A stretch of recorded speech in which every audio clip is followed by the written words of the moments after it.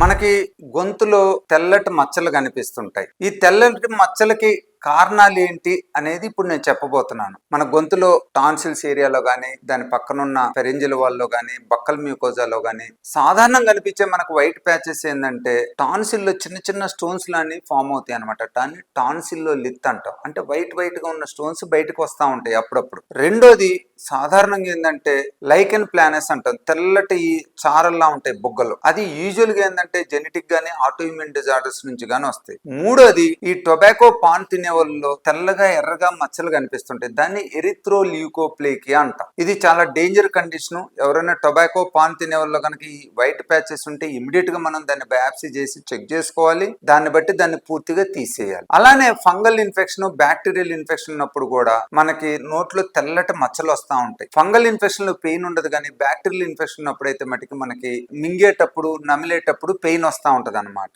So తెల్లటి మచ్చలు సాధారణంగా tonsil stones, lichen planus, erythroleukoplakia or sometimes fungal infection. మీకు టాన్సిల్ ఏరియాలో కనుక వైట్ ప్యాచెస్ ఉన్నట్లయితే హైదరాబాద్ లోని బేగంపేటలో ఉన్న మన ఏషియన్ ఈఎన్టీ కేర్ సెంటర్ ని సంప్రదించండి.